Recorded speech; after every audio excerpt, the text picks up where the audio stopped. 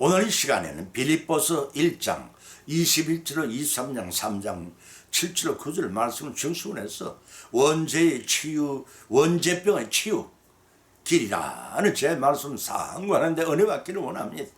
독일의 철학자 니체는 허물을 벗지 못하는 뱀은 죽는다라고 말했습니다. 뱀은 병에 강한 파충류인데 딱 한 가지 병이 있습니다. 그것은 돌담을 지나가다 날카로운 부위에 찔려 피가 나는 상처를 입게 되면 허물을 벗지 못하는 병이 생긴답니다. 뱀은 1년에 한 번씩 허물을 벗어줘야 합니다. 그런데 무슨 상처를 입거나 병에 걸려 그 해 허물을 벗지 못하면 자신의 허물에 자신이 갇혀서 그 다음에 죽게 됩니다. 이와 같이 우리 사람도 가장 오래 사는 영장류 중의 하나이지만 원죄라는 병을 지니고 태어납니다. 이 원죄는 아담의 선악과 범죄 이후 하나님을 섬기던 인간의 심령에 사탄이 침투하여 일어난 죽을 병입니다. 이 병을 제거하는 일을 하지 않으면 일평생 사탄의 노예로 살다가 구원도 받지 못하고 영원히 죽고 맙니다. 히브리서 9장 27절 밝게 놓기를 한 번 죽는 것은 사람에게 정한 것이요 그 후에는 심판이 있으리라고 하였습니다. 한 번 죽는다는 것은 정한 것이요 라는 뜻은 창세기 3장 19절 하반절에서 너는 흙이니 흙으로 돌아갈 것이라는 말씀에 근거하여 네가 불순의 원죄를 지은 결과 영생의 존재에서 사망하는 존재로 추락하여 대죄 흙으로 지원받은 그대로 죽어서 흙으로 돌아가는 것은 정해져 있다는 말씀입니다. 사람이 아담의 선악과 불순종의 원죄를 유전받아 태어날 때부터 육신은 한정된 삶을 살 수밖에 없게 되었지만 그 외에 일평생을 살아오는 동안에 알게 모르게 자신이 뿌려놓은 행위에 대한 심판을 받게 됩니다. 그 결과 영생이냐 영원한 사망이냐 최후의 심판대 앞에서 판가름이 날 것입니다. 그때 사람은 영과 육이 결합된 존재이라 사람에겐 육신의 죽음은 영적인 죽음 두 가지는 죽음을 맞이하게 될 것이라는 뜻입니다. 뱀이 허물을 벗지 못하면 죽는 것처럼 사람은 스스로 저지른 자본주의로 벗어나가지 않고 누덩시켜 나가면 자신의 죽음은 물론 영원한 죽음이라는 병에 걸리고 맙니다. 이때 인류의 구속주 예수 그리스도로부터 구원이라는 치료를 받지 않으면 영원한 벌을 받는 영적 죽음까지도 맞이하게 됩니다. 그래서 죄의 누적된 생활의 옷, 곧 옛사람의 옷을 벗어 던지고 구원받은 새 사람의 옷으로 갈아입어야 합니다. 만일 그리하지 않으면 하나님과 영적 교제가 단절되는 죽음, 곧 영원히 벌을 받는 지옥생활을 하게 됩니다. 뱀이 살아남기 위해 허물을 벗듯이 우리 인생도 영원한 삶을 살기 위해 죄의 허물을 벗고 새 옷으로 갈아입는 괴역을 단행해 나가야 영생의 삶을 보장받습니다. 이를 위해 내가 지니고 있는 원죄의 병에서 발생하는 자범죄를 고쳐나가야 합니다. 이 병을 고쳐나가자 할 때 우리는 하나님의 앞에 나아가 지은 죄를 자복하고 회개할 때 사정적인 세 가지 결과를 얻게 되는데 그 첫째는 죄를 씻게 됩니다. 두 번째는 주 안에서 살게 됩니다. 세 번째는 삶의 목표가 달라집니다. 이러한 세 가지 말씀은 성경의 발차에 상고하는 가운데 피차의 사연초를 받고 예비하신 복을 받기 위해 결단한 귀한 시간 내시기를 예수님의 이름으로 축원을 드립니다. 첫 번째는 죄를 씻게 된다고 했습니다. 사도행전 2장 37절로 38절을 쳐다보면 기록하기를 저희가 이미 말을 듣고 마음에 찔려 베드로와 다른 사도들에게 물어가는데 형제들아 우리가 어찌할꼬 하거늘 베드로가 가르쳐 너희가 회개하여 각각 예수 그리스도의 이름으로 세례를 받고 사죄함을 얻으라. 그리하면 성령의 선물을 받으리니 이 약속은 너희와 너희 자녀와 모든 먼데 사람 곧 우리 주 하나님 얼마든지 부르시는 사람들에게 하신 것이라고 밝혔습니다. 본문의 말씀의 배경은 오순절 성령 강림의 역사로 성령 충만함을 받은 베드로의 설교를 듣고 감동한 나머지 3,000명이나 되는 무리가 회개하고 주님 앞으로 돌아오는 사건을 다루고 있습니다. 본문에서 듣게 할 사항은 택함을 받은 백성이 새 목표의 공동체의 일원이 되는 과정을 네 가지로 제시하고 있습니다. 그 첫째는 예수 자신의 죄를 깨닫고 회개해야 한다는 것입니다. 두 번째는 예수님의 이름으로 세례를 받음으로 예수님의 대속의 죽음과 부활하심에 연합해야 한다는 것입니다. 세 번째는 하나님의 속죄의 은혜를 받아야 한다는 것입니다. 네 번째는 구원하시는 성령 하나님의 은사를 선물로 받아야 한다는 것입니다. 이 네 가지 중에서 네 번째 성령 은사는 곧 성령 세례를 받은 이후에 나타나는 현상입니다. 교회의 공동 예배 시간이나 특별 사경에 참석한 성도들이 심령의 내면에서 용서 좀 치는 참된 회개를 경험하신 적이 있을 것입니다. 그때 마음의 행동의 변화를 통해서만 참된 예수 그리스도의 제자인 성도가 되고 성령을 통해서 하나님과 진정으로 친밀한 교제를 나눌 수가 있을 것입니다. 본문 37일 기록을 살펴보면 마음에 찔려 형제들아 우리가 어찌할꼬 라고 하였습니다. 성령 충만한 베드로의 설교를 듣고 자신의 죄를 깨달은 청중들에게 회개의 역사가 일어났다는 뜻입니다. 그래서 본문 38절에서 베드로 사도는 청중을 향해 회개하여 예수 그리스도의 이름을 세례를 받고 죄의 사함을 얻으라 그리하면 성령의 선물을 받으리라고 하였던 것입니다. 회개에서 죄의 사함에 이르는 과정은 성령의 역사 없이는 일어날 수가 없습니다. 이처럼 여기서 말하는 성령의 선물은 고린도전서 12장 11절에서 언급한 성령의 각종 은사들과는 다릅니다. 이는 예수 그리스도의 구속의 은혜를 입은 죄인들이 죄를 씻음으로 받는 은혜를 가리킵니다. 그러나 이러한 성령의 충만함을 선물로 받은 상태는 성령의 세례를 받을 때만 가능합니다. 물 세례가 그리스도인 공동체에 입문한 외적인 의식이라면 성령 세례는 진정한 의미에서 교인이 되었음을 인정하는 성령의 인치심이라고 할 수 있습니다. 다시 말해서 성령 세례는 예수님을 구주로 영접하고 회개하여 믿음을 성숙케 하시는 성령의 역사입니다. 때문에 성령 세례를 받은 사람은 진정한 의미에서 죄의 씻음을 받고 사탄의 지배 아래에 있던 옛사람이 죽고 주 안에 새롭게 태어난 성화 과정을 체험한 사람이라 할 것입니다. 이때 주님과 연합하고 주님의 지체를 이룬 성도가 되고 지체된 성도들이 서로 연결하여 주 안에 참된 교회를 이루게 되는 것입니다. 물세례들을 받은 사람 가운데는 참 그리스도인이 아닌 사람도 있을 수도 있지만 성령 세례를 받은 사람은 결코 그럴 수가 없습니다. 따라서 성도는 세례의 의미가 죄의 지배에서 벗어나 그리스도와 더불어 연합하면서 받을 것입니다.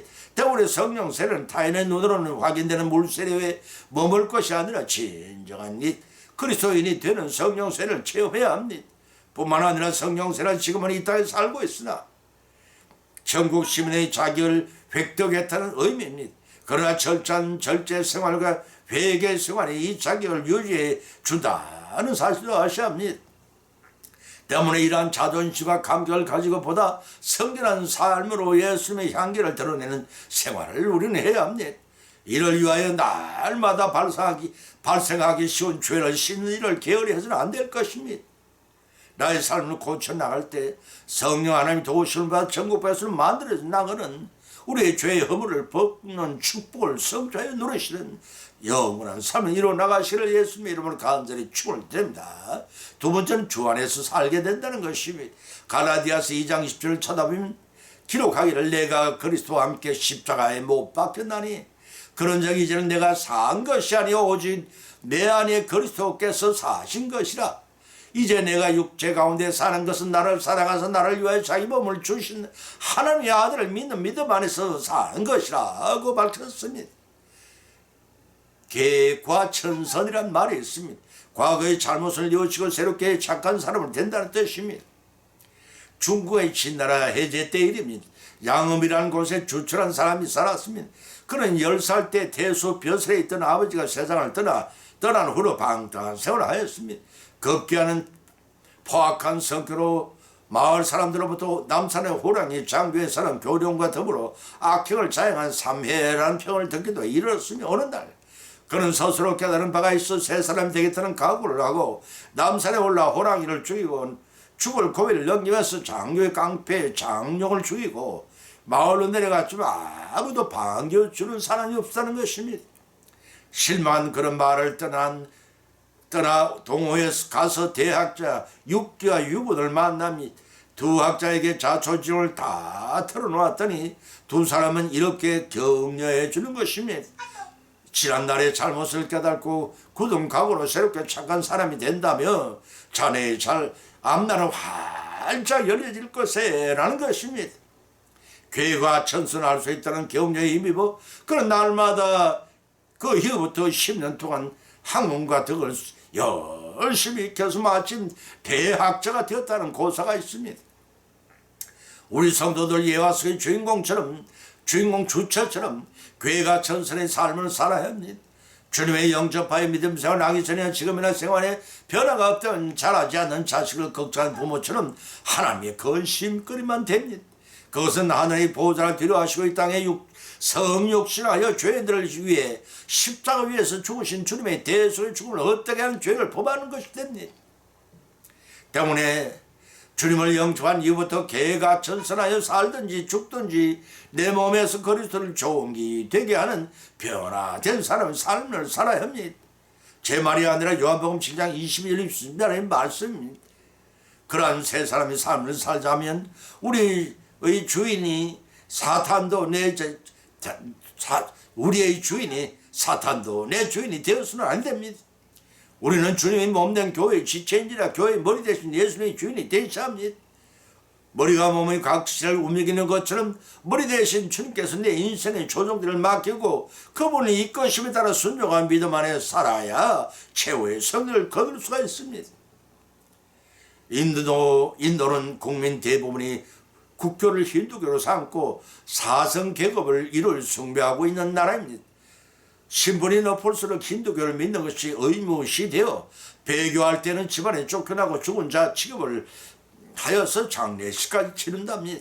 그런데 힌두교 사성 계급의 가장 높은 바라문의 계급의 한 부유한 가정의 부인이 예수님을 영접하게 되었습니다. 이 사실을 알게 된 가족과 가문의 사람들은 그 부인의 장례식을 치러야 한다고 아우성이었습니다. 그때 부인은 눈물을 흘리면서 이렇게 말했습니다.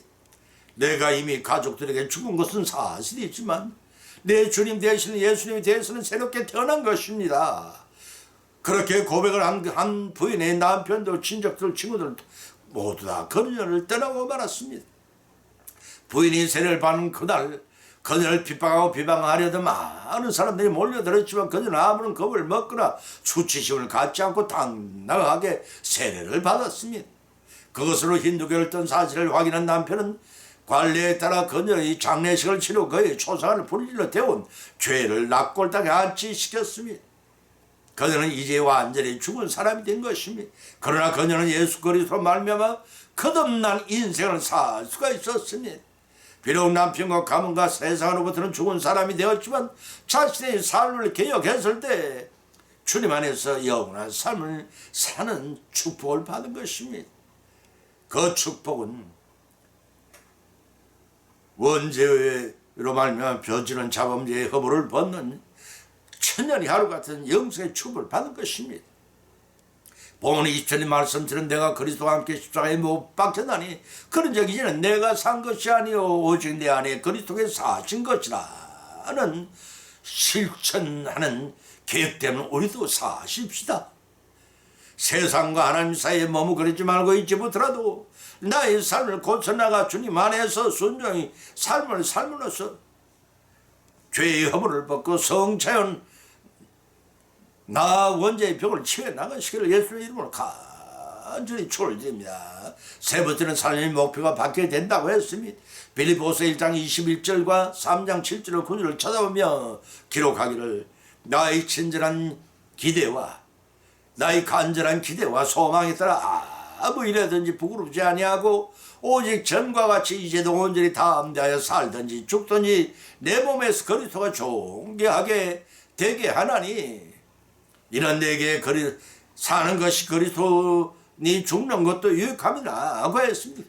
그러나 무엇이든지 내게 유익하던 것을 내가 그리스도를 위하여 다 회로 여길 뿐더러 또한 모든 것을 회로 여기면 내 주 예수 그리스도를 아는 지식에 가자 고상함이라.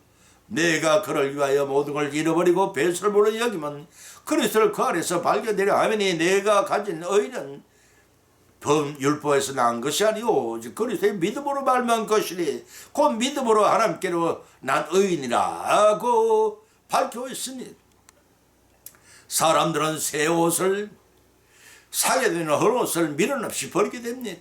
이런 일에 대해서 거부 반응을 보이거나 머뭇거리지 않습니다. 그런데 주님을 영접하고 주님을 섬기는 새로운 삶의 옷을 갈아입어야 함에도 불구하고 서둘러 옛사람의 옷을 버리라고 하지를 않습니다.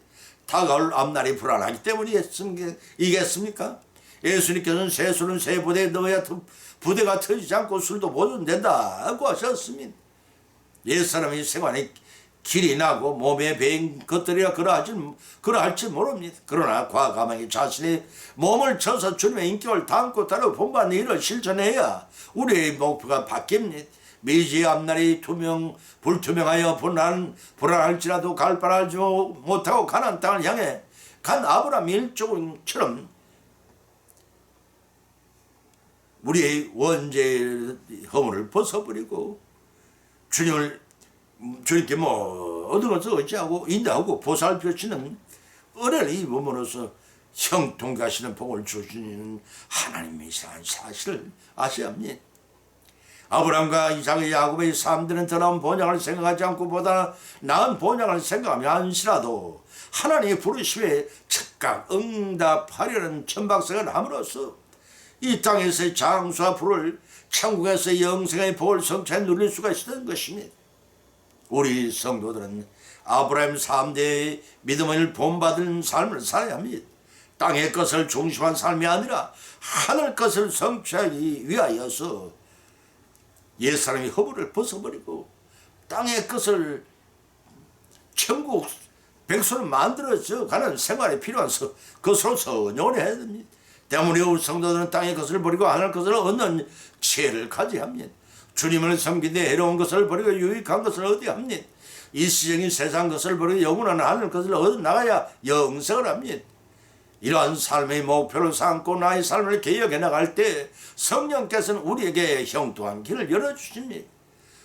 그런데 삶은 본문 20절에 나의 간절한 기도와 소망을 따라 내 몸에서 그리스도가 존귀하게 되려 하는 이러한 말씀과 일맥상통을 합니다. 본문의 저자 바울은 복음 전파를 위한 전도 여행 중에 자신의 투옥과 배척과 생명의 위협을 등 외적인 환경을 중요하지 않았고 부끄럽게도 여기지 않았습니다. 오직 그리스도의 복음이 전파되고 그리스도께 존귀되기만을 원했습니다. 다시 말해서 생사를 초월하여 그리스도의 영광을 드러내며 성문을 드높이는 일만이 바울의 중요한 관심사였던 것입니다. 사랑하는 성도 여러분, 여러분의 삶은 무엇을 위한 삶이라고 여기십니까? 사도 바울은 그 이유를 본문 21절에서 밝히기를 이런 내게 사는 것이 그리스도니 죽는 것도 유익함이라고 고백을 한 바 있습니다. 바울은 어떠한 상황에서도 예수님이 중심의 신앙을 지키고 그리스도를 위한 기쁨의 봉사를 계속할 것을 강조한 것입니다. 따라서 내게 사는 것이 그리스도라는 말은 주님의 거의 행동의 동기요 힘이요 목적이요 또한 그의 생각이요 이상이요 전부라는 말로서 그의 삶 자체가 그리스도라는 말입니다. 이는 결코 자신을 위한 삶이 아니라 죽으나 사나 예수 그리스도를 위한 삶이었던 것입니다. 그래서 본문 말미에서 바울은 죽는 것도 유익함이라고 고백하였던 것입니다. 여기서 죽는 것도 유익함이라는 뜻은 죽는 것은 지상의 삶의 괴로움에서 해방되고 되어 참되고 영원한 안식에 들어가는 것이요 참 생명이 되신 주님과 함께 불완전한 삶에서 영원한 삶으로 옮겨가는 것이기 때문에 죽는 것도 유익함이라고 고백한 것입니다. 이러한 바울의 고백과 같이 우리의 삶도 개혁되어 삶의 목표가 받게 되면 죽든지 살든지 주를 위한 삶으로 변화되고 마침내 죽는 것도 유익함을 깨닫게 됩니다. 나의 삶을 기억할 때, 이러한 나의 삶을 기억할 때 삶의 목표가 바뀌고 성께 동행하심으로써 인도하심과 보살을 받아 우리 모두가 죄의 허물을 벗고 성리하실 믿음의 여정이 되시기를 예수님의 이름으로 간절히 축원드립니다. 결혼 맺음이 오늘의 본 말씀을 상고하는 가운데 피찬 믿음대로 은혜를 받았고 또한 세 가지 교훈을 받은 줄 압니다. 첫 번째는 나의 삶을 개혁할 때 죄를 씻게 됩니다. 죄를 씻는다는 것은 천국에서는 살기 위해 합당한 자, 곧 영생할처럼 만들어져 간다는 것을 말합니다. 이것은 원죄의 병을 완전히 벗어난다는 뜻이거든요. 두 번째는 나의 삶을 개혁할 때 주 안에서 살게 된다는 것입니다. 죽든지 살든 주 안에서 형통한 삶을 살라는 것입니다. 이럴 때 원죄를 완전히 뿌리 뽑힙니다. 세 번째는 나의 삶을 개혁할 때 삶의 목표가 바뀌게 됩니다. 세상 중심에서 천국 중심의 삶을 살아나면서 영벌의 허물을 벗고 영생을 성체와 누리는 것입니다. 이러한 말씀을 받은 것을 걷지 말고 실천하고 응용함으로써 성령의 역사하심을 믿어 피차에 하나님께 예비하신 복을 성체에 누리시는 저와 여러분이 믿음의 인생 여정이 되시기를 예수님의 이름으로 간절히 축을 드린다. 찬송가.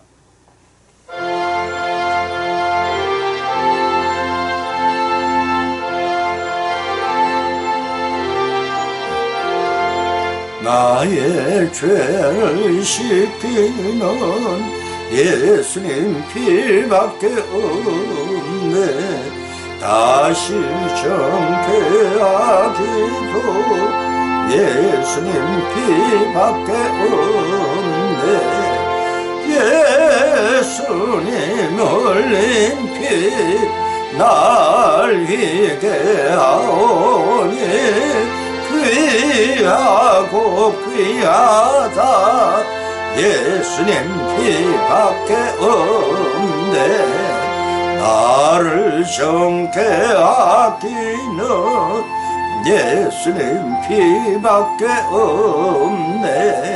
사죄하는 증거도 예수님 피밖에 없네.